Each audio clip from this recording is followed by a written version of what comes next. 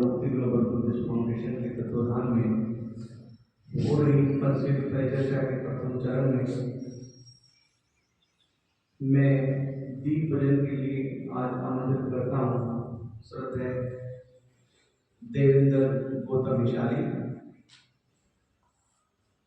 श्रद्धेय सतपाल बोधाचार्य, श्रद्धेय धर्मपाल प्रधान जी, कृपया दीप भजन प्रक्रिया को पूरी कराने के काम करें। और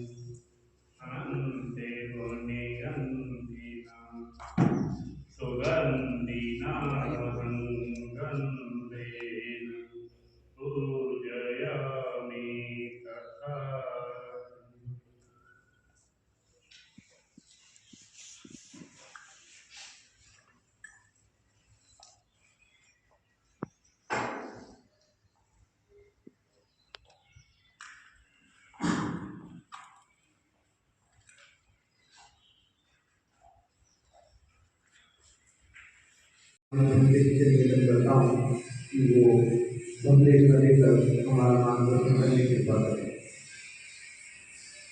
आज के संस्कृत पर चर्चा में उपस्थित हुए सभी उपासक एवं उपासिकाएं आप सबको की ओर से बहुत बहुत मुबारक एवं स्वास्थ्य परिवार में आप सबका स्वागत है। जैसा कि तथागत का जो धर्म जिसका हम अपने डेली अपना प्रैक्टिस करते हैं, जिस धर्म की हम का आचरण करते हैं, जो हमें अपने जीवन में बहुत सुख प्रदान करता है। तो हमारा जो धर्म है अति श्रेष्ठ है अन्य संस्कृतियों से, तो इसका आचरण भी मुख्य है। जैसा कि हम धर्म देशनाएँ को पढ़ते हैं तो इसमें हमें सीख मिलना चाहिए, सीख लेनी चाहिए। जो भी धर्म देशनाएँ होती हैं उनको अपने जीवन के आचरण में रखना चाहिए। तो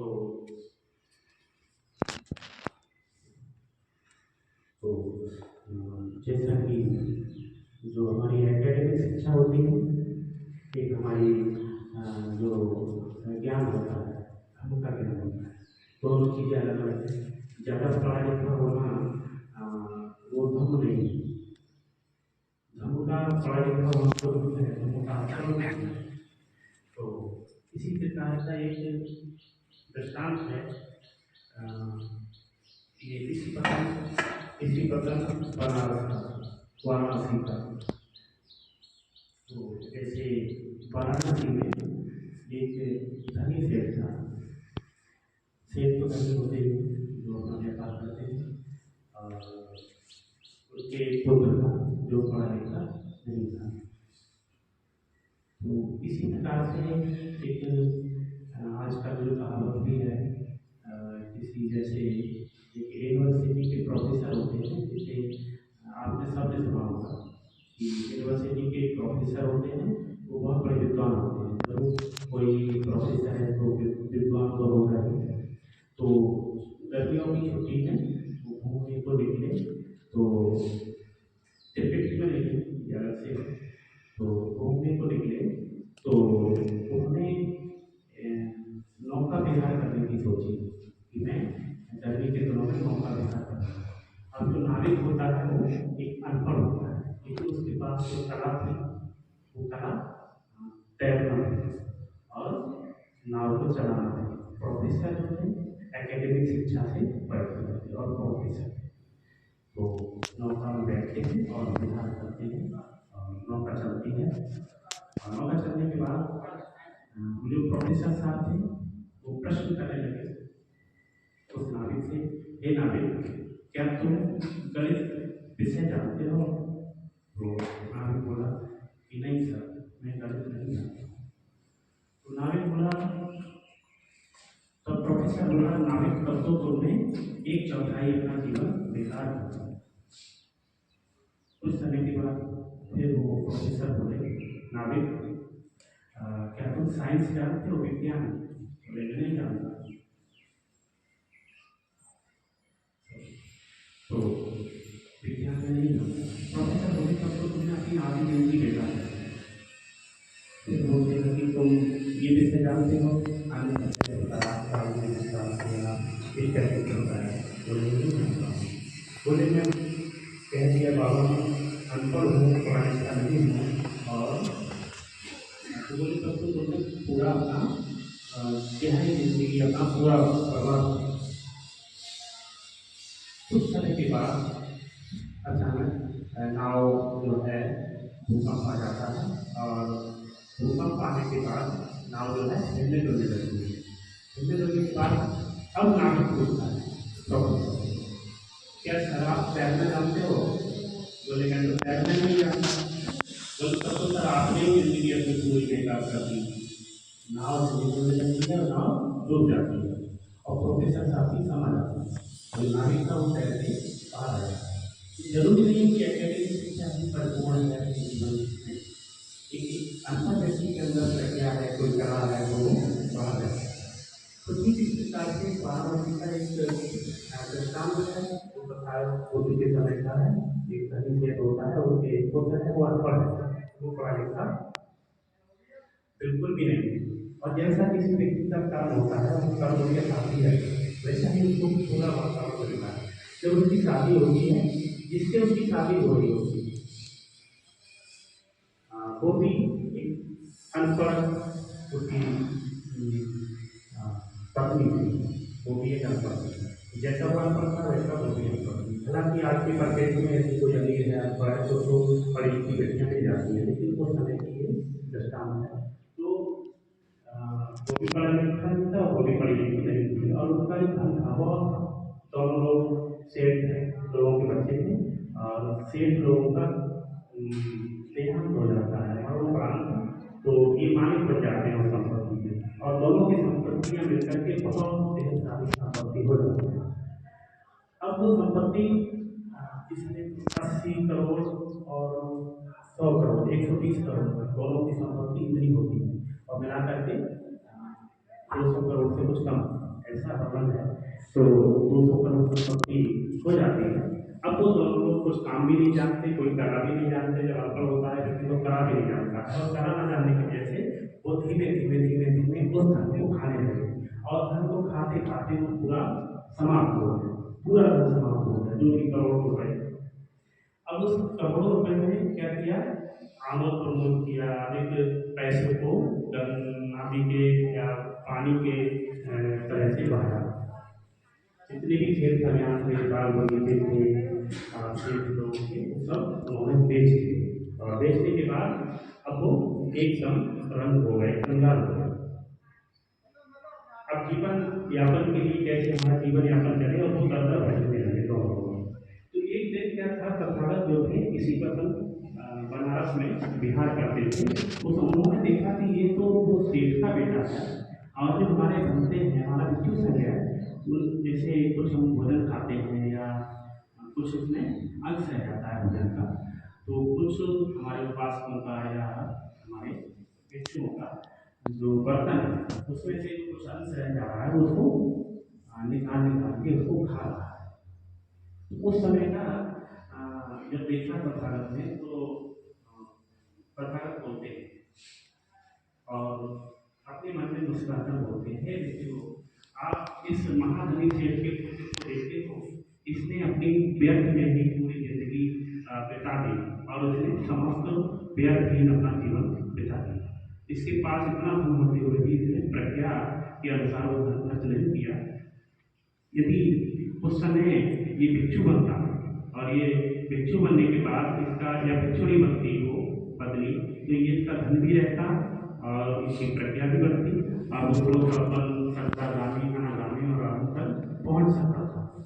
तो इस प्रकार से तथागत ने उसे देख करके कहा कि ब्रह्मचर्य का आचरण न करने वाले युवावस्था में अगर व्यवस्था में कोई ब्रह्मचर्य का पालन ना करे तो वो दुखी होता है। इस प्रकार से यदि कोई युवावस्था में धर्म की रक्षा न करे, अपने पिता की संपत्ति की रक्षा न करे, तो वो किस प्रकार से होता है। वो बताया था कि जैसे तालाब होता है बिना पानी का, उसमें जो मछली होती है वो तड़प तड़प के अपना प्राण दे देती है, अपना जीवन दे देती है। तो इसी प्रकार से ऐसे लोगों का जीवन रहता है और वो अंततः टूटे हुए धनुष के समान अतीत की बातों को कहते हैं। जैसे धनुष से कोई बाढ़ छोड़ दिया, वो बाढ़ छोड़ के अपने चला गया, अब वो बात करके धनुष को चला गया बाढ़ निकल के, अब वो बात कहते रहते हैं कि मैं ये था, मैं वो था, लेकिन बाढ़ तो निकल गई। तो वैसा ही उनका जीवन खो जाता है। और तथागत ने धर्मपद की गाथाओं को कहा, अचिन्त्वा ब्रह्मचर्यं अलब्धा यौवने धनं जिन्न कोहियों या छायन्ति क्षीण मध्ये पल्लते। आचरित्वा ब्रह्मचर्यं अलब्धा यौवने धनं सेन्ति चापति चिंता वा पुराणानि अनुद्धम। तो इस प्रकार से तथागत जो है उदाहरण बात कहते हैं और इस उदाहरण बात को धर्मपद गाथा के रूप में इसमें संग्रहित किया गया है। तो आप लोगों ने इस शिक्षा को सुना और अपने आचरण में लाए और आप सबके लिए बहुत बहुत धन्यवाद।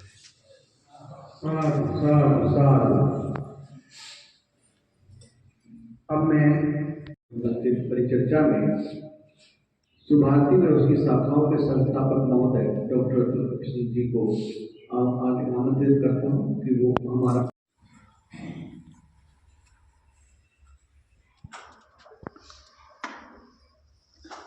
वंदामी बनते नमो बुद्धाय। आज हम लोग यहाँ पर संक्षिप्त परिचर्चा में हमारे विद्या जी के द्वारा एक बड़ी अच्छी गाथा कही गई और उसको हमने सुना और समझा, और एक जो उसमें से हमारी बात समझ में आई, क्योंकि मैं खुद एक शिक्षा संस्थान चलाता हूँ तो उससे भी संबंध रखती है। और वो ये रखती है कि आवश्यक नहीं है कि हर व्यक्ति जो ये हमारी रूटीन की पढ़ाई होती है, इसमें इंटर कर लिया, BA कर लिया, MA कर लिया, ये ज़रूरी नहीं है वही व्यक्ति शिक्षित माना जाता है जो उसने ये सब कर लिया है, ऐसा आवश्यक नहीं है। और बल्कि समस्या यही हो रही है, आज मैं देखता हूँ जो हमारी व्यवस्था है, शिक्षा की व्यवस्था है, उसमें समस्या यही हो रही है कि हम लोग आँख बंद करके और पढ़ाई करते चले जाते हैं। कई बच्चे मैंने देखा ऐसे कि वो आते हैं, उन्होंने BA कर लिया, MA कर लिया, आधा कुछ नहीं। आज की तारीख में डिग्री भी बड़े आराम से मिल जाती है, क्योंकि एक सबका जितने भी शिक्षण संस्थान हैं उनमें सभी शिक्षकों का ये रहता है कि क्यों बच्चे को फेल किया जाए, उसको आता हो ना आता हो, जब तान दिया तो उसमें से जरूर निकाल।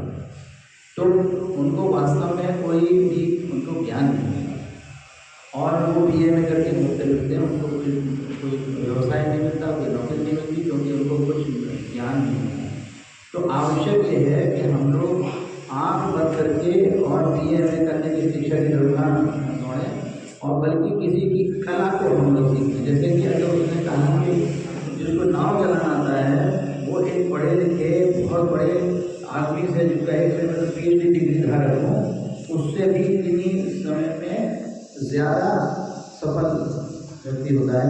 तो कला आनी चाहिए। सबसे बड़ी चीज़ ये कि हमें ये सोचना चाहिए अपने जीवन को, अपने जो हमारे बच्चे हैं, हमारे युवा वर्ग के जो यहाँ पर लोग आते हैं उनको भी सोचना चाहिए और पेरेंट्स को ये सोचना चाहिए कि अपने बच्चों को किस दिशा में ले जाना है। आँख बंद करके आगे बढ़ने से लाभ नहीं होता। आवश्यक होता है कि कोई कला उसमें आप पारंगत हो जाए, चाहे कोई भी कला हो। और सारी कलाएँ जितनी भी, अगर आपको किसी चीज़ की भी आपको ज्ञान है तो वो आपको जीवन में अधिक सफलता प्रदान करने के लिए समर्थ है। सिवाय इसके कि आप इंटरमीडिएट करने के बाद थोड़ा आपको ज्ञान हो गया और उसके बाद आपने टाइपिंग करने की जगह तो आपको व्यवसाय मिल जाएगा, नहीं मिलेगा तो अपनी दुकान खोल लेंगे।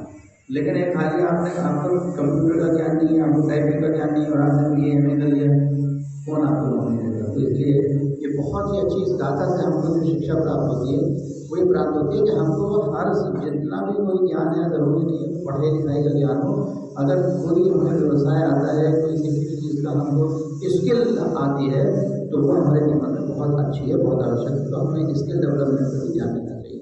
तो बहुत बहुत धन्यवाद बंदे जी, आपने इस गाथा के माध्यम से हम लोगों को सबको बताया कि हमें हमारे जीवन का किस प्रकार से हमें आगे चलना चाहिए। बहुत बहुत आपका धन्यवाद। और अब हमारे बीच में कई सारे लोग हैं जो आज हमको कुछ बताएंगे, अपने विचार यहाँ पर हमारे सामने रखेंगे।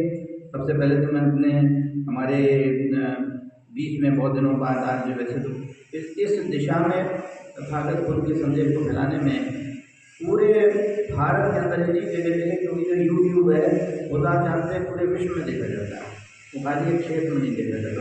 तो देवेंद्र जी जो हमारे देवेंद्र गौतम जी हैं वो इस कार्य में लगे हुए हैं और यूट्यूब के माध्यम से पूरे संसार में बौद्ध धर्म का प्रचार कर रहे हैं। आज हमारे बीच में मैं सबसे पहले तो उन्हीं से निवेदन करूँगा कि उनकी भी रिकॉर्डिंग बल्कि की जाए, जो वो बोलते हैं कोई जना उनकी रिकॉर्डिंग करे, और उनसे निवेदन करूँगा कि वो आज इस अवसर पर आकर हमारे बीच में और अपने विचार प्रकट करें। श्रद्धेय देवेंद्र गौतम जी।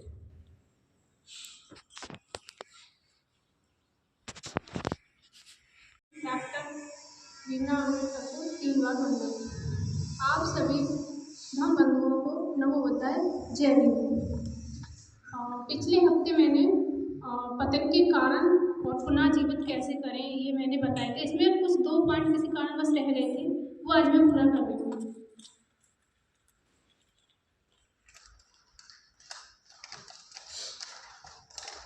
पहला कारण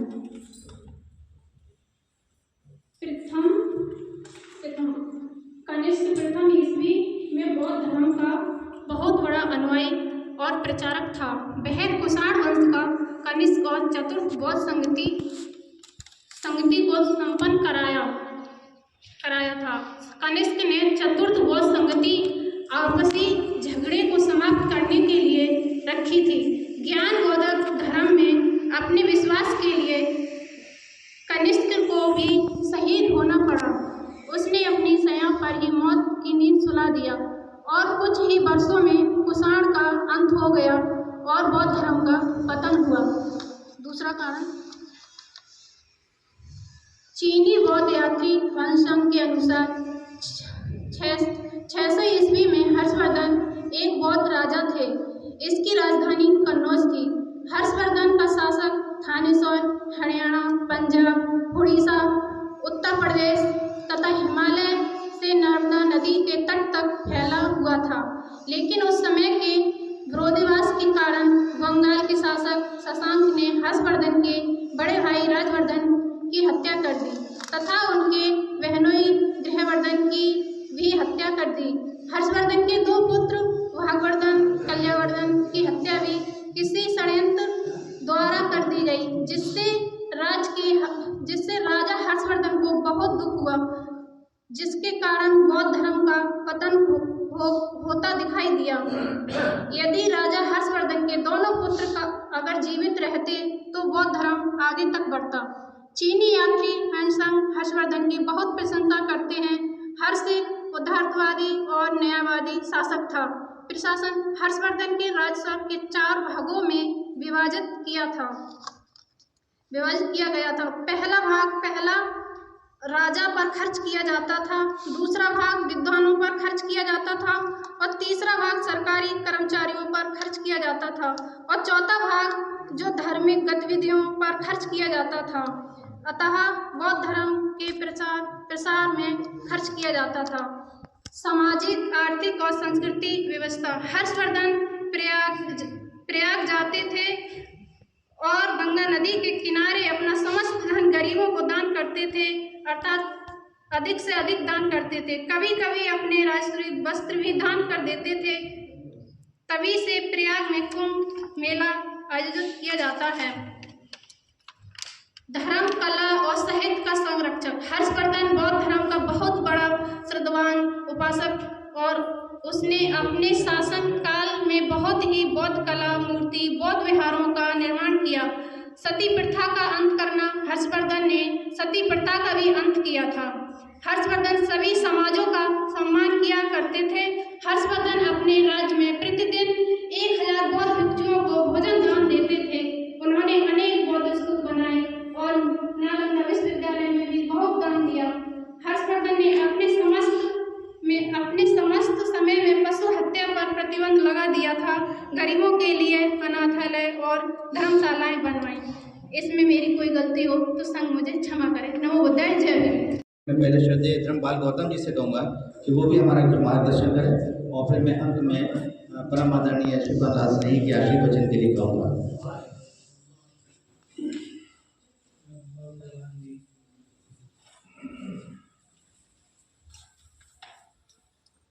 सबसे पहले तथागत बुद्ध के चरणों में नमन करते हुए हमारे भिक्षु जी को बंदामी श्रद्धेय श्री बल्लाल स्नेही जी हमारे गुरु जी, उनको नमन करते हुए सुभारती यूनिवर्सिटी के संस्थापक अतुल कृष्ण बौद्ध जी को नमन करते हुए, तो साथियों मैं अपनी कुछ पंक्तियों में अपनी बात रखूंगा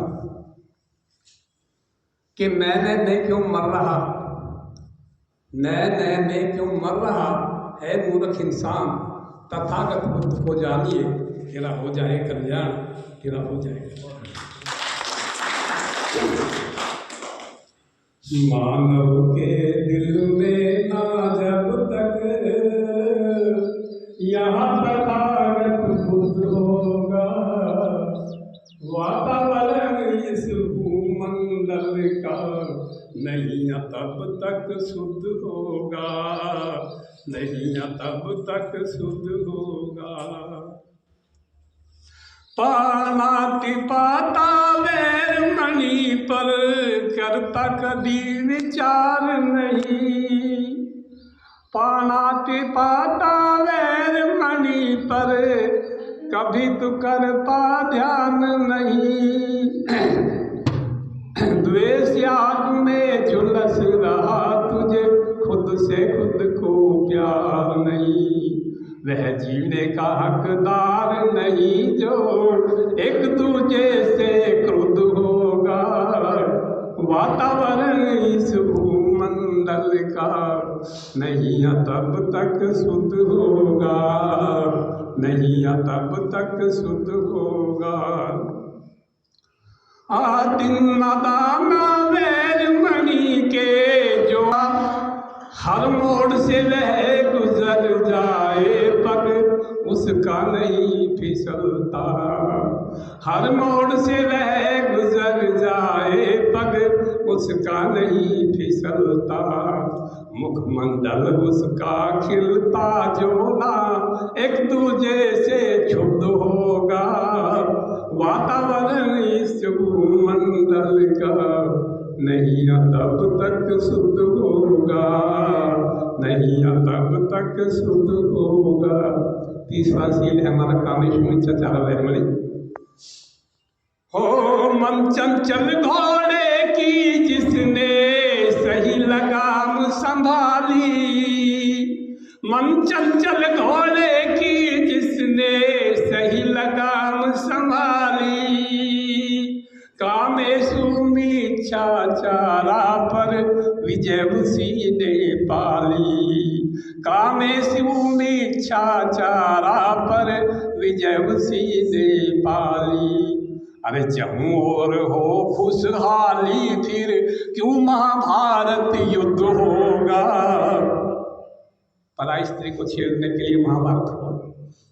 तो जब हमारे अच्छे विचार होंगे तो फिर जहूं और हो खुशहाली यहाँ क्यों महाभारत युद्ध होगा, वातावरण इस भूमंडल का नहीं तब तक शुद्ध होगा। मूसावादा वैर मणि पर कभी न करता ध्यान यहाँ, इसीलिए तो होता है तेरा पग पग पर अपमान यहाँ। झूठ बोलता, अरे वो तो बड़ा झूठ बोलता, इसीलिए हमें ध्यान करना चाहिए। हमारे जब कोई झूठ तो हमसे नहीं बोल गया है। मूसावादा वैर मणि पर कभी न करता ध्यान यहाँ, इसीलिए तो होता है तेरा पग पग पर अपमान यहाँ।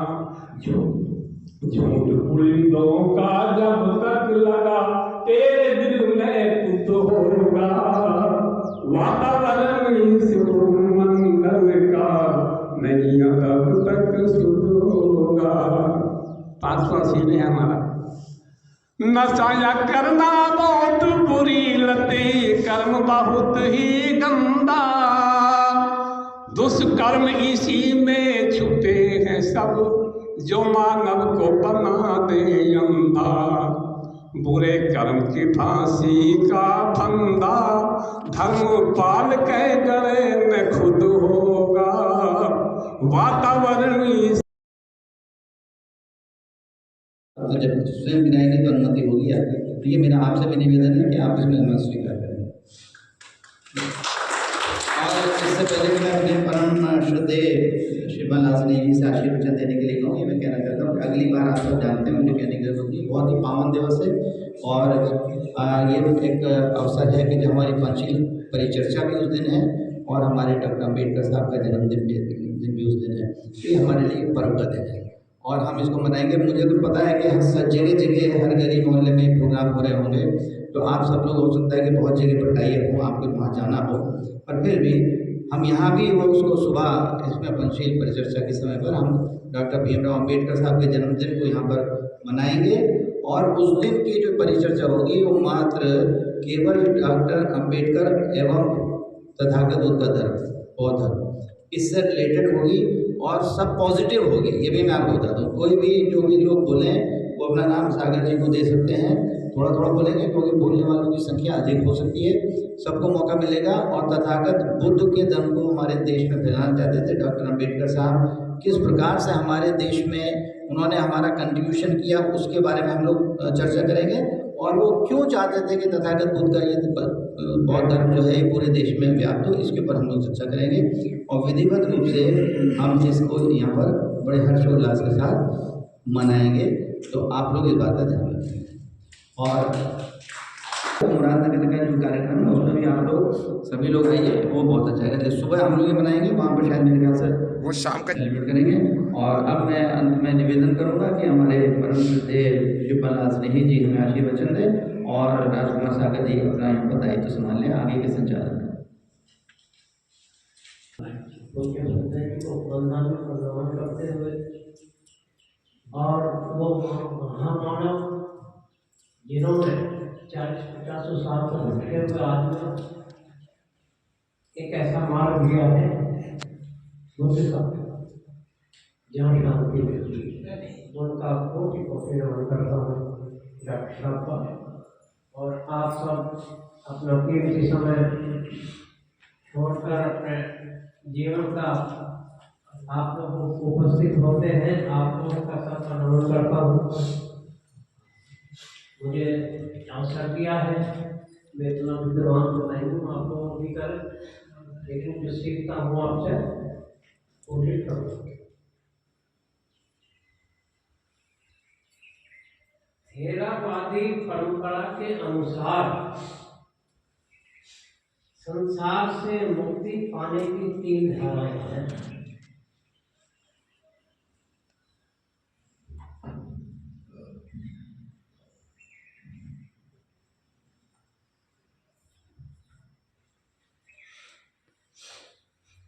तथागत बुद्ध के मार्ग पर चलकर इंसान अपने जीवन को कल्याणकारी बनाने के लिए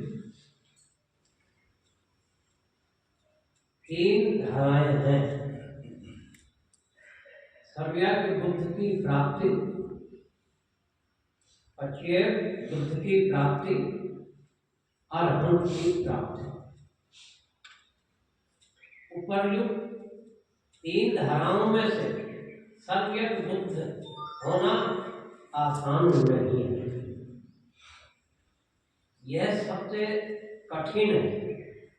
10 पारमिताएं, 10 उप पारमिताएं, 10 परम पारमिताएं, सारांश और पद लक्ष्य से भी अधिक संसार में दानशील, नैष्कर्म, प्रज्ञा आदि 10 पारमिताएं पूरा करने के बाद ही सर्वज्ञ बुद्ध प्राप्ति संभव है।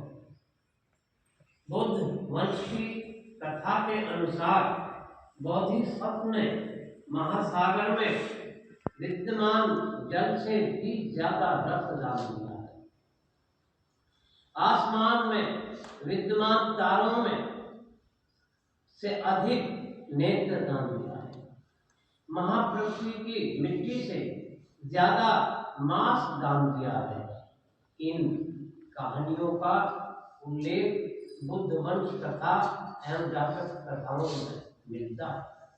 सर्वज्ञ बुद्ध की प्राप्ति के लिए संसार में अनेक योनियों में विविध रूप से जन्म लेना पड़ता है। दुनिया के अनुभव से अनेक छोटे बड़े पुण्य प्राप्त करने होते हैं। ठीक इसी प्रकार छोटे बड़े पापों के अनुभव भी प्राप्त करने होते हैं। बुद्ध सर्वदा दूसरों का हित ध्यान में रखकर उपदेश दिया करते थे। एक बार एक प्रज्ञ पंडित ने बुद्ध से पूछा कि शाक्य मुनि, मुझे आपसे एक प्रश्न पूछना है। यदि आप अनुमति दें तो मैं प्रश्न करूं। बुद्ध ने उत्तर दिया, ऐ पंडित, ब्राह्मण, तुम मुझसे कोई भी प्रश्न पूछ सकते हो। तदुपरांत ब्राह्मण ने बुद्ध से प्रश्न किया और कहा, ये शाक्य मुनि, आपके द्वारा धर्म देशना देते समय साफ है। मैं उनका उदाहरण दूंगा जो बुद्ध पर बोलते हैं। उनके मुख से भी मैं ये कहूँगा कि कमल की सुगंध नहीं, साधु साधु साधु। फूल छड़ने फूल तो नहीं छड़ते, लेकिन कहावत ये है कि मीठी वाणी जो इस हर मनुष्य के दिल को छूती चली जाए, ऐसी भाषा जो बुद्ध के रास्ते पर आएगा उसमें परिवर्तन अवश्य हो जाएगा, लेकिन आमन करने के बाद। तो ऐसा मुझे तो ज्यादा मेरी थी। साधु साधु साधु। गौतम बुद्ध व बाबा साहेब डॉक्टर भीमराव रामजी अम्बेडकर जी की शिक्षा का प्रभाव है। जो भी सफल हुआ पूरे विश्व में, कहीं कोई उदाहरण दे दीजिएगा आप। डॉक्टर अतुल कृष्ण जी का उदाहरण ले लीजिए, अगर वो सफल हैं तो उसके पीछे बाबा साहेब डॉक्टर भीमराव अम्बेडकर जी की शिक्षा और तथागत गौतम बुद्ध की शिक्षा का प्रभाव है। मेडिटेशन की ओर लेकर चले। आपकी बहुत अच्छा आपको सीखने को मिला कि एक प्रोफेसर और एक अनपढ़ व्यक्ति भी विद्वान हो सकता है और प्रोफेसर तो विद्वान है ही, और हम हमारा ऐसा है जो उससे भी और ऊंचा रह जाता है। तो जो अनपढ़ बैठे हो नाराज मत होना, जो प्रोफेसर लोगों को भी नाराज मत होना। तो सभी लोग सीधे अपने ध्यान पर बैठे,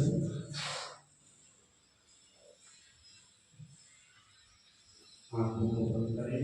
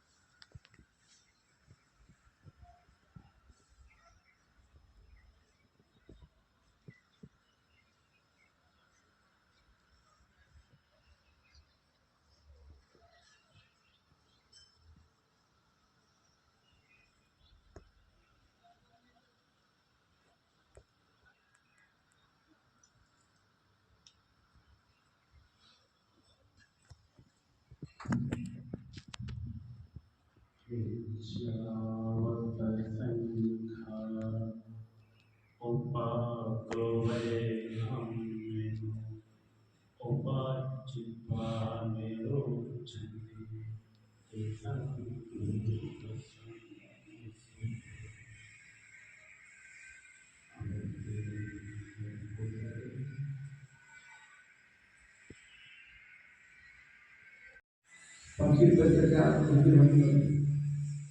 1.5-2 घंटे की हो सकती है, तो सभी मुझे काफी पता है जो बोलना चाहते हैं, तो जो सबने कहा है तो मुझे वो नाम दे सकते हैं, विषय दे सकते हैं कि किस विषय पे वो बोले, उन्हें पूरा मौका दिया जाएगा। और अप्रैल का जो महीना है वो भारत के इतिहास में बड़ा उपयोगी है, और अप्रैल में ही हमारे बीच डॉक्टर रघुवीर सिंह जी का भी जन्मदिन है।